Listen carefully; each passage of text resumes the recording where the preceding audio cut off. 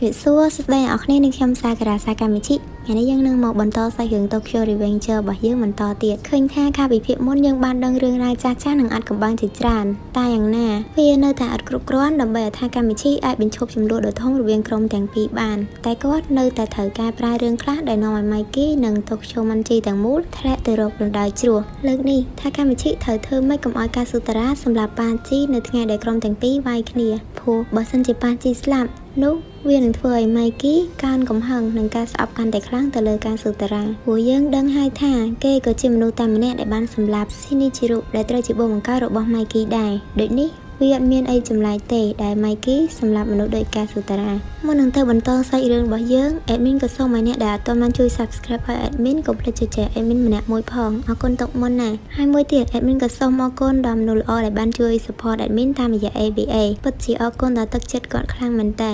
តោះអញ្ចឹងយើងទៅចាប់ផ្ដើមរឿងយើងបន្តទៀតថ្ងៃនេះគឺជាថ្ងៃដែលក្រុមខ្លាំងៗទាំងពីរមកប៉ះគ្នាហើយព័ត៌មាននេះក៏បាននាំឲ្យក្រុមអក្រិតជនជាច្រើននៅក្នុងទីក្រុងទាំងមូលក៏បានមកចូលរួមទស្សនាពេលហ្នឹងក៏មានហាន់សេនដែលមកពីក្រុមដ៏ធំមួយមកធ្វើជាអាជ្ញាកណ្ដាលដែរតែវ៉ាហាឡាមិនត្រូវការនោះទេព្រោះពួកគេយល់ថាការប្រយុទ្ធនេះគឺដាក់ជីវិតមិនមែនដាក់តង់ទេក្រុមទាំងពីរក៏បានសម្រុករកគ្នាដោយទឹកចិត្តមោះមុតហើយគ្រប់គ្នាគឺសុទ្ធតែចង់យកឈ្នះរៀងៗខ្លួន Division ធំៗរបស់ក្រុម Tokyo Manchi Gang គ្មានណាម្នាក់ខកខានក្នុងការប្រកួតនេះឡើយពួកគេកំចាត់សត្រូវយ៉ាងអង់អាចមិនមែនត្រឹមតែ Division ប៉ុណ្ណោះទេសូម្បីតែអនុ Division និងសមាជិកដទៃទៀតក៏មិនអន់ដែរកម្លាំងពេញខ្លួនមកបើយើងក៏លេចទៅមើលថាSakamichiវិញពេលនេះគាត់មិនទាន់ចាប់អារម្មណ៍នឹងណាទេព្រោះគាត់ផ្ដោតតែស្វែងរកប៉ាជីម្នាក់គាត់ភ្លាមនោះសមាជិករបស់វ៉ាហាឡាម្នាក់ក៏បានស្ទុះមកវាយគាត់មួយដៃហើយចាប់គាត់បោកទៀតមើលឃើញសកម្មភាពដែលម្នាក់នោះកំពុងតែរត់មកវាយគាត់ធ្វើឲ្យSakamichiខ្លាចបានត្រឹមតែចាំរងកម្លាំងនោះតែពេលហ្នឹងមីសុយាដែលនៅកំពុងតែទប់ទល់ជាមួយនឹងសត្រូវក្បែរនោះគាត់ក៏បានស្ទុះមកធាអបិដែលប្រងវាយSakamichiហ្នឹងមួយជើង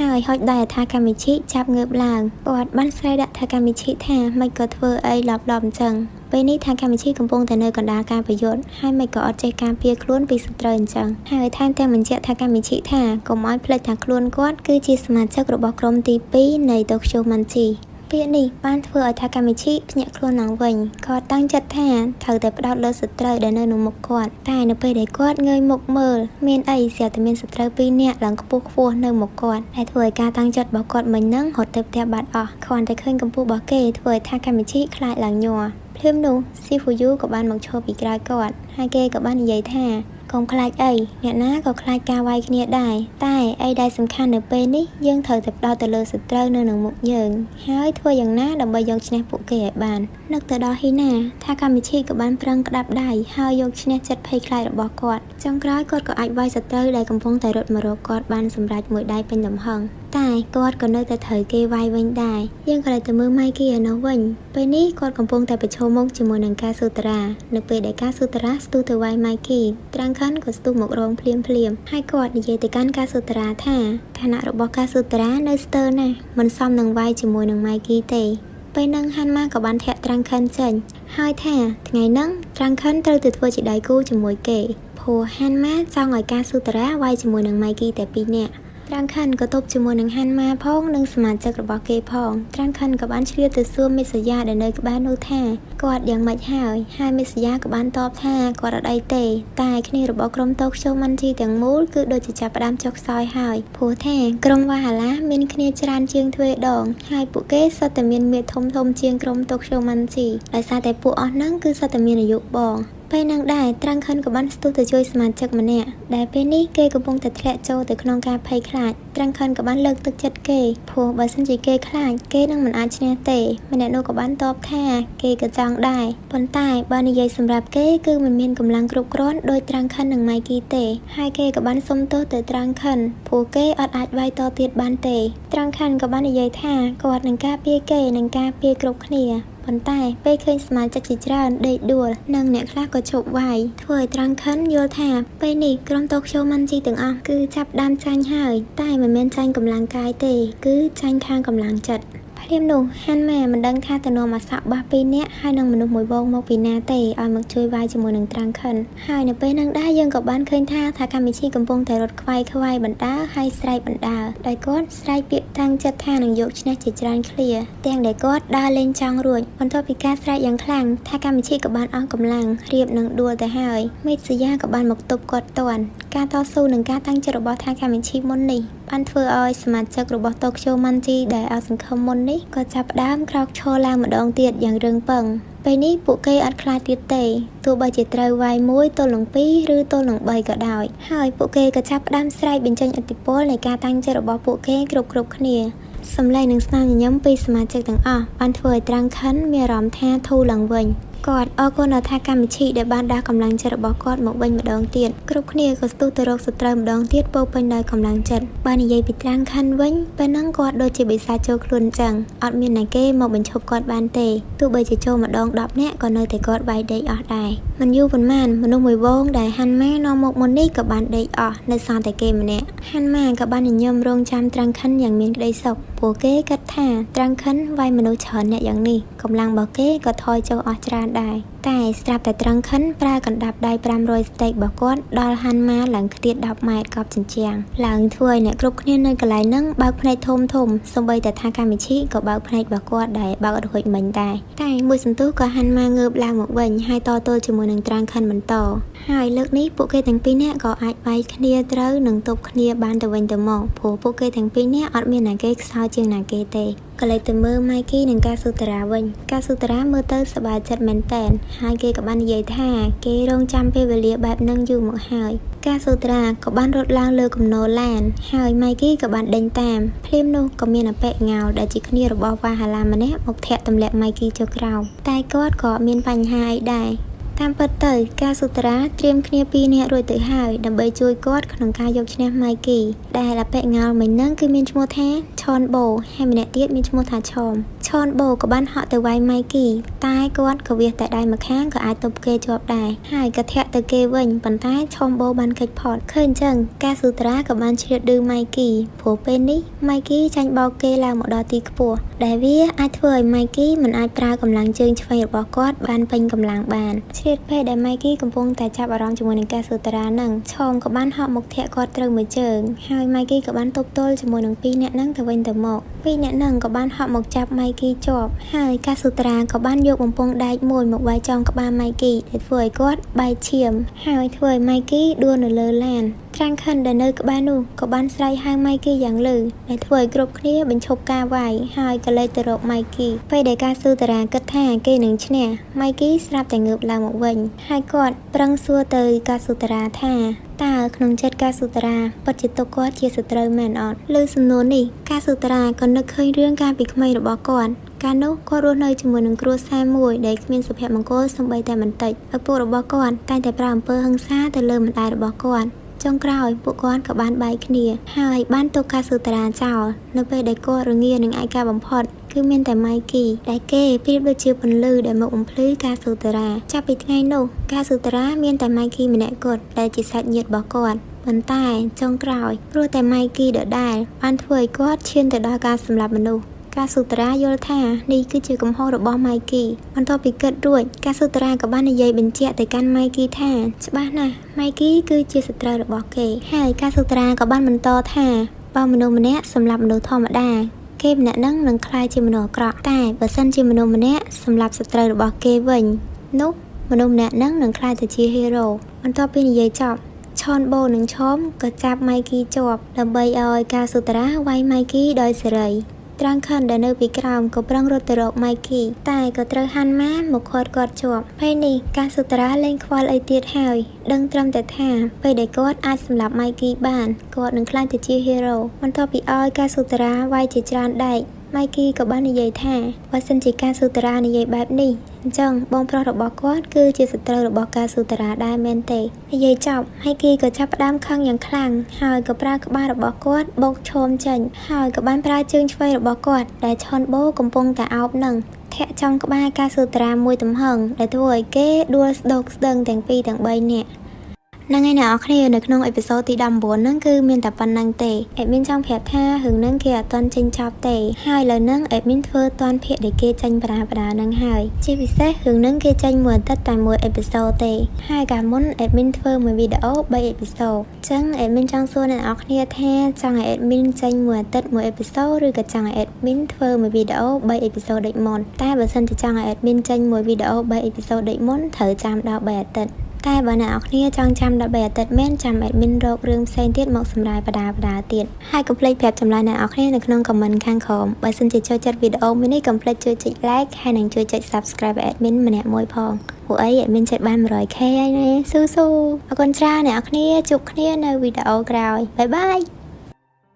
ជំរាបសួរស្ដីអ្នកនរគ្នានេះខ្ញុំសាការ៉ាសាកាមីជីថ្ងៃនេះយើងនឹងមកបន្តសាច់រឿង Tokyo Revenger របស់យើងបន្តទៀតតែមុននឹងចូលទៅកាន់សាច់រឿងយើងបន្តអ្នកនរគ្នាកុំភ្លេចជួយចុច subscribe ហើយនិងជួយចុច like ឲ្យ admin ម្នាក់មួយផងចឹងរំលឹកការពិភាក្សាមុនបន្តិចក្នុងភាគទី19យើងឃើញថាត្រង់ខណ្ឌ Viol ហ្មងតែទោះបីជាគ្រប់ division ទាំងអស់របស់ក្រុម Tokyo Manji Gang ខ្លាំងយ៉ាងណាក៏ដោយគឺនៅតែមានការលំបាកក្នុងការយកឈ្នះក្រុម Valhalla ព្រោះយើងដឹងហើយថា Valhalla គឺមានសមាជិកច្រើនមែនទែនចំណែកថាកាមីឈីវិញដំបូងគាត់គ្រាន់តែចង់ស្វែងរកប៉ាជីដើម្បីការពារគេពីការសូតារ៉ាតែដោយសារមើលឃើញពីទុកលំបាកនៃការខ្វះខាតសមាជិកដើម្បីតបតនឹងមនុស្សជាច្រើនរបស់ Valhalla ដូចនេះតាមរយៈការលើកទឹកចិត្តរបស់ Mitsuya និង Shifuyu ថាកាមីឈីក៏រឹងពឹងឡើងហើយក្តាប់ដៃតបតជាមួយនឹងគ្នារបស់ Valhalla ដែរទោះបីជាគាត់មិនសូវពូកែក្នុងការវាយតែការតាំងចិត្តរបស់គាត់បានធ្វើឲ្យសមាជិករបស់ក្រុម Tokyo Manji ដែលបានបាក់ទឹកចិត្តក៏ងើបឈរឡើងមកវិញម្ដងទៀតដែលវា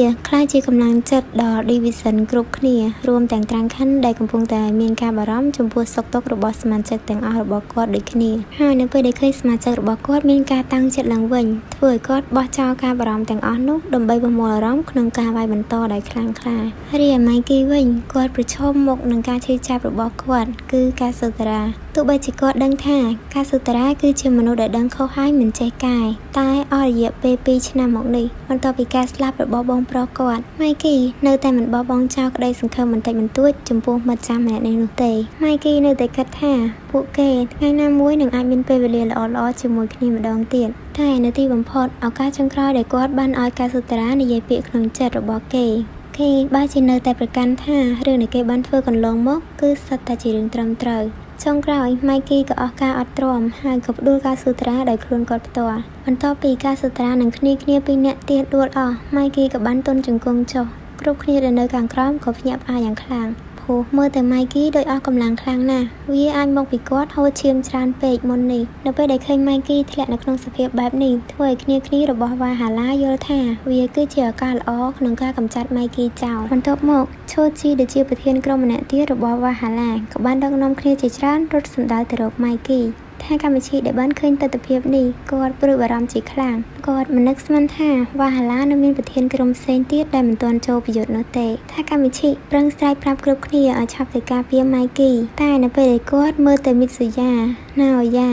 Shifuyu ត្រាំងខិននិងអ្នកដទៃទៀតពួកគេសុទ្ធតែត្រូវបានឡោមព័ទ្ធដោយក្រុមរបស់ Valhalla នៅជុំវិញដោយដឹងថាអត់មានអ្នកគេអាចដកឃ្លាមកជួយ Mikey បានថាកម្មវិធីក៏សម្រេចចិត្តថានឹងចូលទៅជួយ Mikey តែម្នាក់ឯងនៅពេលដែលថាកម្មវិធីកំពុងតែរត់ទៅតាមគេនឹងគាត់ក៏ត្រូវបានគេវាយផងទាត់ផងតែយ៉ាងណាគាត់នៅតែមិនចោះចាញ់នោះទេទោះបីជាអញ្ចឹងក៏ដោយសំអាងលើថាកម្មវិធីដែលទុនខ្សោយម្នាក់មិនអាចខាត់មនុស្សជាច្រើនបានទេChoji ក៏បានឡើងទៅដល់កន្លែងដែល Mikey អង្គុយមុនគេហើយក៏បានប្រើដំបូលរបស់គាត់ងាកសម្ដៅទៅរក Mikey ភ្លាមនោះ Kiseki មិនដឹងចេញមកពីណាគេក៏បានវាយ Choji មួយដៃអន់សន្លប់ឈឹង Kiseki ជន់ក្បាល Choji ដែលសន្លប់ហើយប្រកាសថាគាត់គឺជាប្រធានក្រុមទី3របស់ក្រុម Tokyo Manji ហើយក៏បានស្រែកកូនចៅរបស់គាត់ត្រូវតែការពារ Mikey ដែលជាមេក្រុមរបស់ពួកគេឲ្យបានគ្នារបស់ Kiseki ជាច្រើនក៏មកវាយសមាជិករបស់ Valhalla ដែលមកតាម Choji មុននេះដេកដួលអស់ពេលនឹងដែរថាកម្មវិធីក៏បានចូលចាំរឿងមួយ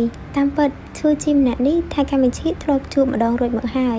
នៅពេលនោះគេគឺកំពុងតែដើរជាមួយនឹង Kiseki ដែរទង្វើរបស់ Kiseki បានធ្វើឲ្យ Mitsuya សរសើរ Kiseki ដែលគេបានចាញ់មុខមកជួយ Mikey ចំណែក Shifuyu កំពុងគិតថាតើ Kiseki មានបំណងអ្វីឲ្យប្រកាសតែ ដែលគេចង់ក្លាយជា President របស់ Tokyo Manji ឬក៏អ្វីផ្សេងបន្ទាប់ពីបានលើពាក្យសរសើរពីមាត់សមាជិកផ្សេង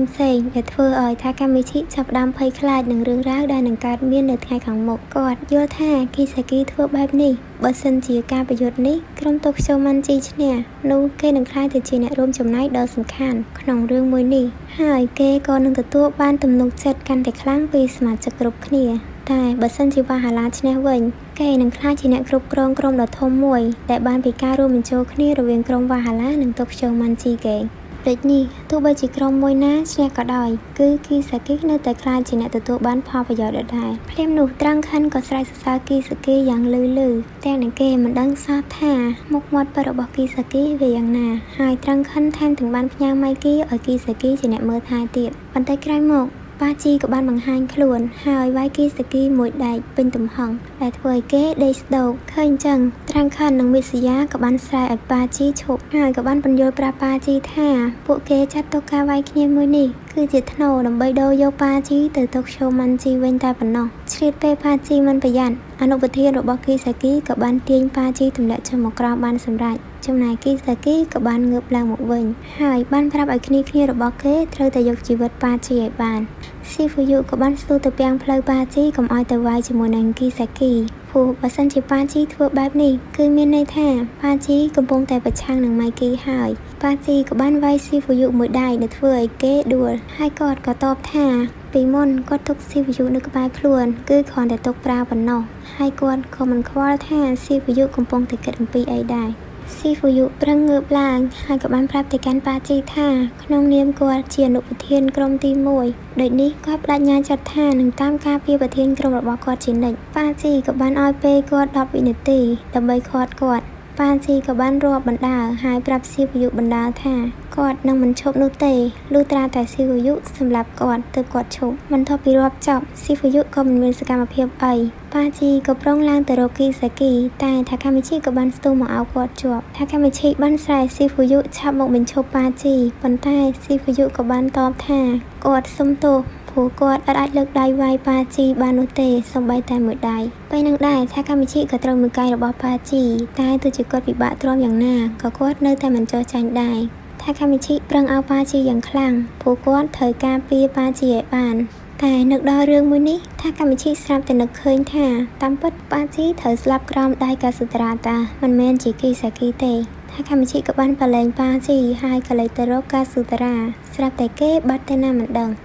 ភ្លាមកាសុត្រាស្រាប់តែស្ទុះមកចាក់ប៉ាជីពីក្រោយយ៉ាងពេញទំហឹងTakamichi ក៏បានស្ទុះទៅរុញកាសុត្រាចេញព្រោះបើឲ្យកាសុត្រាសម្រាប់ប៉ាជីបាននោះអនាគតកាលនឹងកើតឡើងហើយបន្ទាប់ពីនឹង Takamichi ក៏បានស្រែកសួរទៅប៉ាជីថាតើគាត់អូខេអត់ប៉ាជីក៏បានងាកមកហើយតបថាមិនអីនោះទេព្រោះវាគ្រាន់តែរលត់បន្តិចប៉ុណ្ណោះប៉ាជីក៏បានអរគុណTakamichiដែលបានជួយជីវិតគាត់ចំណែកShifuyuវិញក៏បានស្ទុះទៅរកកាសុត្រាហើយក៏បានសួរគេថាហេតុអីក៏ធ្វើអញ្ចឹងតែកាសុត្រាបែរជាតបថានេះគឺជាកំហុសរបស់ប៉ាជីទៅវិញTakamichi និងShifuyuក៏សុំខ្លួនដើម្បីទៅវាយ Kisaki ជាមួយនឹងប៉ាជីដែរព្រោះTakamichi បានយល់ថាគាត់ប្រហែលជាបានកែប្រែរឿងដែលកាសុត្រាសម្រាប់ប៉ាជីបានសម្រេចហើយអញ្ចឹងគាត់ត្រូវតែបង្កើតឱកាសដើម្បីសាងសមិទ្ធផលហើយនឹងក្លាយទៅជាប្រធានក្រុមធំនៅក្នុងក្រុម Tokyo Manji គេព្រោះគាត់ចង់ក្លាយជាក្នុងអាយដលធំរបស់ Hina ហើយបើសិនជាគាត់ក្លាយជាសមាជិកធំគាត់នឹងរាំងស្ទះ Kisaki ឲ្យបាន